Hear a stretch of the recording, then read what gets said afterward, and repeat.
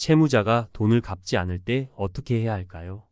당장 찾아가서 멱살이라도 잡고 싶은 심정이지만 그럴 수는 없으니까 참 답답하기만 합니다. 이럴 때 많이 이용하시는 방법이 바로 채권 추심업체에게 위임하는 방법입니다. 채권 추심업체, 즉 신용정보회사란 쉽게 말해서 못 받은 돈을 대신 받아주는 곳입니다. 우리나라에서는 허가받지 않은 불법 사채업자들을 제외하고는 대부분 합법적으로 운영되고 있습니다. 그럼 어떤 업체에 맡겨야 할까요? 정답은 없습니다.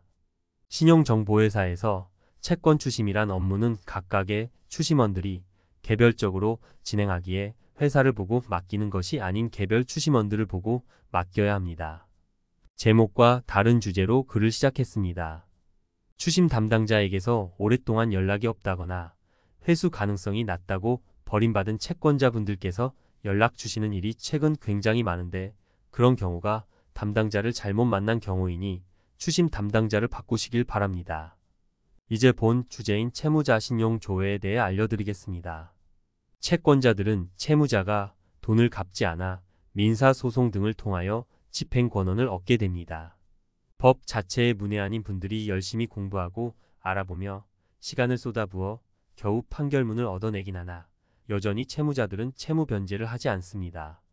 이럴 때 법원을 통한 강제 집행이나 압류를 고민하게 되는데 채무자의 재산에 대해 아는 것이 없으니 이것조차 쉽지 않습니다. 강제 집행을 하기 위해서는 우선 채무자의 재산과 신용 상태부터 조사해야 합니다. 채무자의 재산, 신용을 조사하는 방법은 크게 두 가지가 있습니다. 신용정보회사의 신용조사, 법원을 통한 재산명시 신청 후 재산조회. 재산명시 후 조회는 비용이 100만 원 이상 들어갈 수 있으니 참고하시고 각 방법마다 장단점이 있으니 선택하셔서 진행하시면 됩니다. 신용정보회사를 통한 신용조회는 12주 정도 소요됩니다.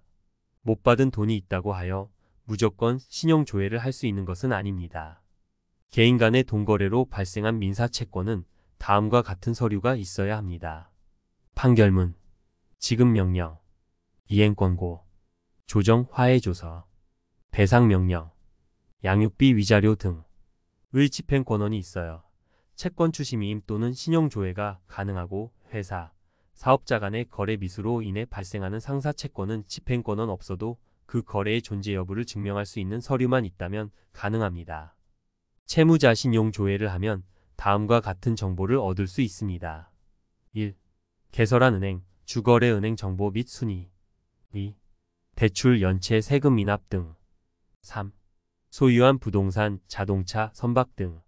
4. 다른 채권자들이 존재하는지 등 자세하고 정확한 정보를 기반으로 추심 가능합니다. 항상 말씀드리지만 채권 추심이란 것은 압박이 행위의 목적이 되어야 합니다.